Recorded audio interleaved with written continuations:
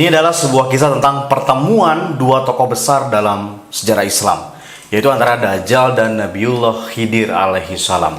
Dan dikisahkan nanti Dajjal ini akan memenggal kepala Nabi Khidir ketika keduanya bertemu di akhir zaman. Lalu bagaimanakah kisahnya? Untuk itu, di video kita kali ini, kita akan membahas tentang kisah pertemuan antara Nabi Khidir dan Dajjal. Tonton video ini sampai selesai tanpa di skip, supaya informasinya bisa tersampaikan dengan jelas.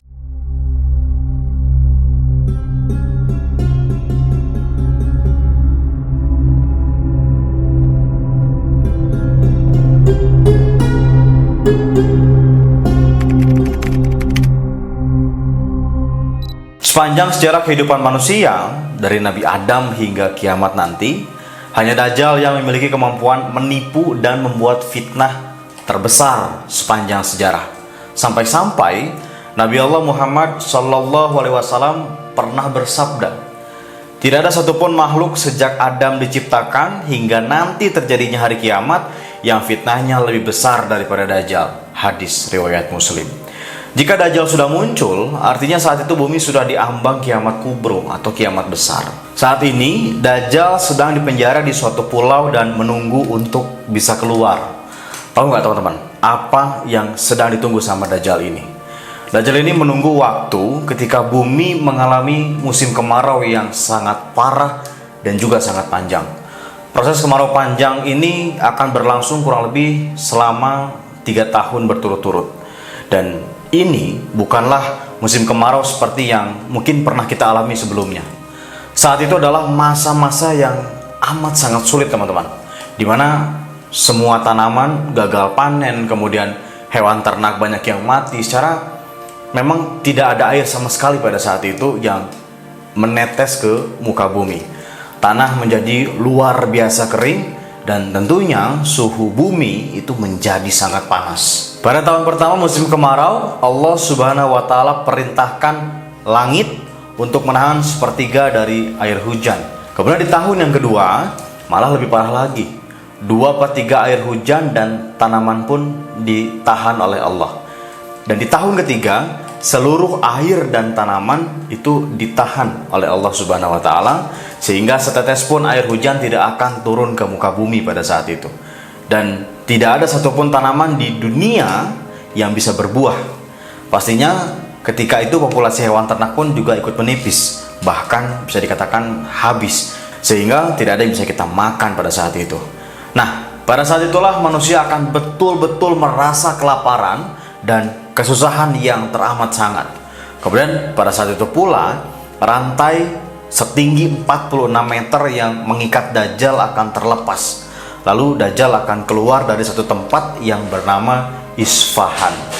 Kalau kita lihat dari peta modern saat ini, tempat itu berada di negara Iran. Nah, nanti pas Dajjal ini pertama keluar ya, dia akan mengaku sebagai orang yang soleh.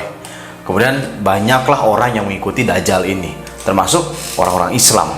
Karena memang pada saat itu Dajjal ini melakukan suatu perjalanan ya. Maksudnya dia tidak akan diam di Isfahan saja setelah muncul. Nah, tak lama dari itu pun Dajjal mengaku sebagai nabi pada akhirnya. Dan pada saat Dajjal mengaku sebagai nabi, maka banyak orang-orang Islam yang pada akhirnya keluar dari Islam dan mengikuti ajaran Dajjal. Nah, setelah perjalanan Dajjal sampai ke sebuah daerah yang bernama Kala, yang berada di wilayah antara Irak dan Syam, barulah pada saat itu dia mengaku sebagai Tuhan dan memiliki kuasa atas surga dan juga neraka. Ada setidaknya 7 golongan yang akan ikut menjadi pengikut Dajjal pada saat itu. Yang pertama yaitu orang-orang Yahudi, kemudian pelaku bid'ah, kemudian setan dari bangsa jin. Yang keempat kaum Khawarij atau kelompok yang mudah mengkafirkan orang lain. Selanjutnya adalah budak hawa nafsu. Yang keenam adalah orang-orang yang sudah biasa melakukan maksiat. Dan yang 7 yang terakhir adalah wanita akhir zaman, alias wanita yang punya keimanan setipis tisu. Buat Anda para wanita ya, silahkan dijadikan perhatian karena memang agak bahaya nih teman-teman. Karena pada saat itu terjadi kekeringan atau kemarau yang sangat panjang, dan hanya Dajjal lah yang sanggup untuk menurunkan hujan. Makanya wanita-wanita yang tak tahan dengan cuaca panas pada saat itu lebih memilih untuk menjadi pengikut Dajjal daripada dia harus mati kehausan. Nabi Shallallahu Alaihi Wasallam bahkan pernah bersabda, Dajjal akan turun ke Mirkonah dan mayoritas pengikutnya adalah kaum wanita. Sampai-sampai ada seorang pria yang pergi ke istrinya, ke ibunya, ke putrinya, saudarinya, ke bibinya, kemudian mengikat mereka karena khawatir keluar menuju Dajjal dan akhirnya menjadi pengikut Dajjal. Hadis riwayat Ahmad. Teman-temanku seiman, ketika itu Dajjal akan sibuk dengan perjalanannya ke sana kemari. Sampai-sampai diriwayatkan tak ada satupun tempat di muka bumi ini yang tidak dimasuki Dajjal. Jadi seluruh pelosok negeri itu akan didatangi oleh Dajjal untuk bisa menebar fitnah sekaligus mencari pengikut. Hanya 2 kota saja yang Allah Subhanahu wa taala lindungi supaya Dajjal tidak bisa masuk ke sana, yaitu Mekah dan Madinah.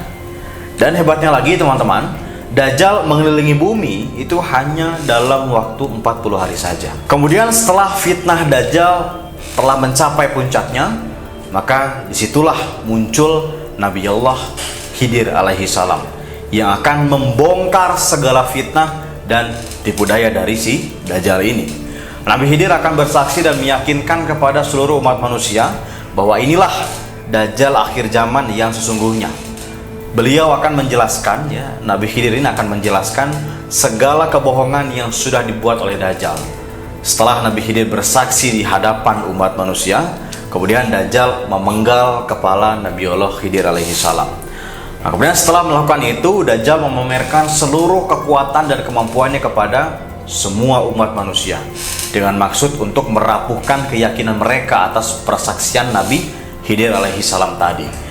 Dan untuk lebih meyakinkan lagi kepada orang-orang, kepada pengikutnya Dajjal, dengan keahlian sihir yang Dajjal miliki, seketika saat itu Dajjal bisa menghidupkan kembali Nabi Khidir alaihi salam yang sudah terpenggal dan tercincang. Setelah berhasil dihidupkan, dengan bangga Dajjal berkata kepada orang-orang, "Bukankah kalian telah melihat kekuasaanku sebagai Tuhan?" Maka semakin yakinlah para pengikut Dajjal pada saat itu. Mereka jadi betul-betul percaya kalau Dajjal ini itu adalah Tuhan.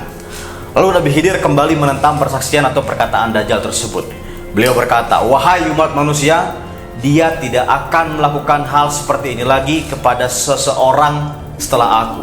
Kemudian Dajjal pun memenggal lagi kepala Nabi Khidir untuk kedua kalinya.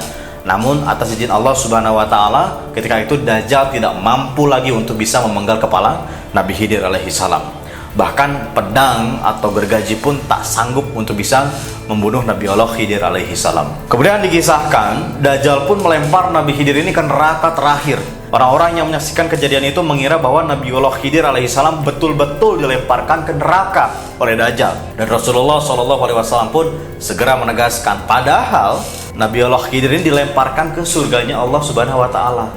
Derajatnya mulia dan dia adalah syuhada di sisi Allah Subhanahu wa taala. Setelah kejadian itu, barulah sebagian umat semakin yakin dan segera berbaiat kepada Imam Mahdi. Ajal Nabi Khidir ditunda sampai nanti Nabi Khidir mengingkari semua yang disampaikan oleh Dajjal. 2 kutipan hadis tersebut berasal dari riwayat Abu Sa'id Al-Khudri. Kemudian ada riwayat dari Imam Nawawi yang mengatakan bahwa Nabi Khidir masih hidup hingga saat ini. Sebagaimana dijelaskan dalam hadis, keutamaannya dan mengenai kehidupan Nabi Khidir alaihi salam ini adalah kabar yang sahih. Selain itu juga dijelaskan bahwa datanglah seorang laki-laki asing melawat Rasulullah Shallallahu Alaihi Wasallam ketika beliau wafat. Maka berkata Sayyidina Abu Bakar dan Sayyidina Ali bin Abi Thalib, lelaki itu adalah saudara laki-laki Rasulullah Shallallahu Alaihi Wasallam. Siapakah dia? Beliau adalah Nabi Khidir alaihi salam.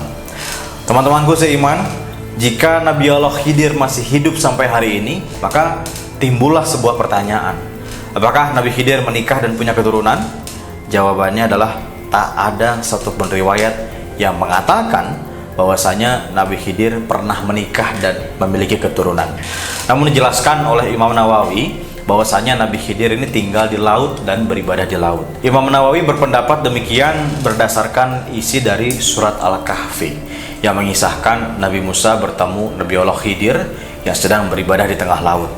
Dan ada beberapa kisah dari para waliullah, orang-orang soleh dan juga ulama.